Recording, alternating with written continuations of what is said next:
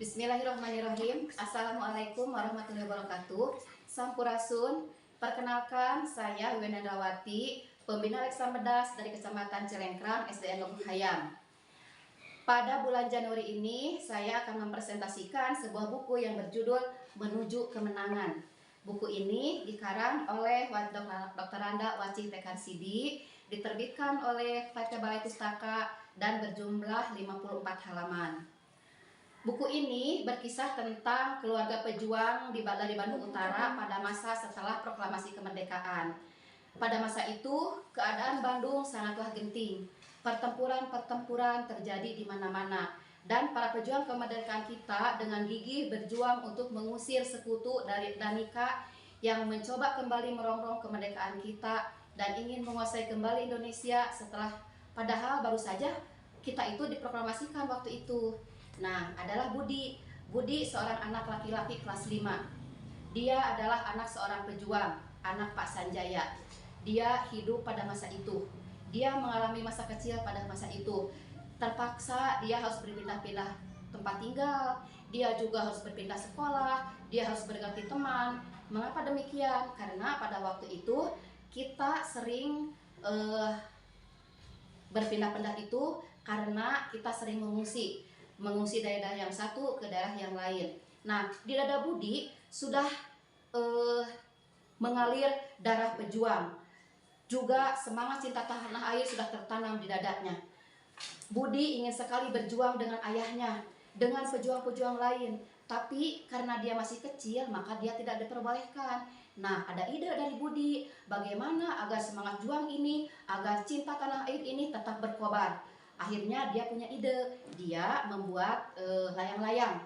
Dia membuat layang-layang berwarna merah putih. Kemudian dia menerbangkannya. Nah, ternyata layang-layang Budi itu juga ditiru oleh yang lain. Kemudian anak-anak yang lain pun sama-sama membuat layang-layang merah putih. Dan suatu hari, langit Bandung penuh dengan layang-layang berwarna merah putih. Nah, semua itu artinya jiwa semangat pejuangnya, kemudian jiwa nasionalis cinta Indonesia berkobar di dada semua warga negara Indonesia, termasuk di dada anak-anak. Pada suatu hari, tentara Belanda memberikan ultimatum bahwa masyarakat yang tinggal di daerah utara, Bandung Utara, harus pindah ke daerah Bandung Selatan dengan batasnya yaitu rel kereta api. Budi waktu itu tinggal di Sukajadi. Nah, Budi dan keluarganya akhirnya pindah ke daerah Bandung Selatan, yaitu ke daerah Cigereleng. Di sini dia pindah ke rumah adik ayahnya atau ke rumah pamannya. Kebetulan rumah pamannya ini sangat besar sehingga bisa dijadikan rumah sakit darurat.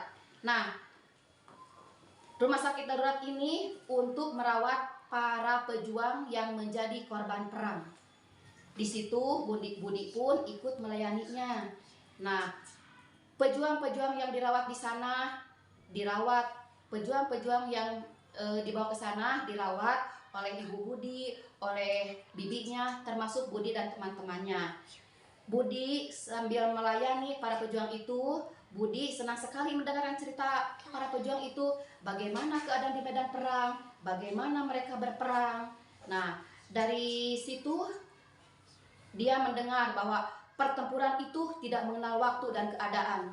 Kapan ada kesempatan yang baik untuk menggempur musuh, maka harus dimanfaatkan sebaik-baiknya. Nah, kata-kata ini ternyata terngiang terus di telinga Budi. Budi terus tak bisa tidur memikirkan kata-kata para pejuang ini. Dia ingin sekali ikut berjuang. Nah, sampai pada suatu hari ayah Budi tertembak. Dia meninggal. Tapi Budi tidak merasa sedih.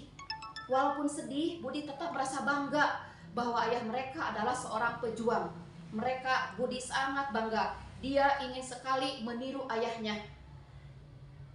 Semangat kepahlawanan, semangat jiwa nasionalis di hati Budi terus tertanam sampai ia dewasa. Ia ingin menjadi tentara, ia ingin berjuang seperti ayahnya. Dan setelah dia dewasa, ia berhasil menjadi tentara.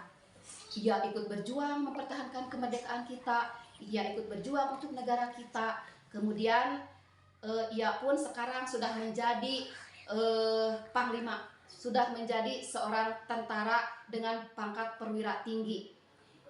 Nah, sekarang Indonesia telah aman, telah merdeka. Ini semua adalah berkat para pejuang kita, pejuang kemerdekaan yang dulu berjuang mati-matian membela negara kita. Sekarang kita telah bebas, merdeka. Kita telah menjadi pribumi di negara kita sendiri. Kita tidak lagi dijajah. Nah, dari buku ini, hikmah yang bisa kita ambil adalah satu, kita harus menghormati jasa para pahlawan yang telah berjuang membela negara kita. Karena bangsa yang besar itu adalah bangsa yang menghargai jasa para pahlawannya.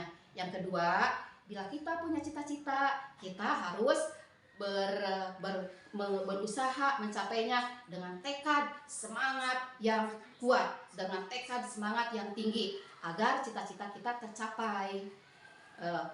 Untuk presentasi kali ini saya cukupkan sekian. Wassalamualaikum warahmatullahi wabarakatuh.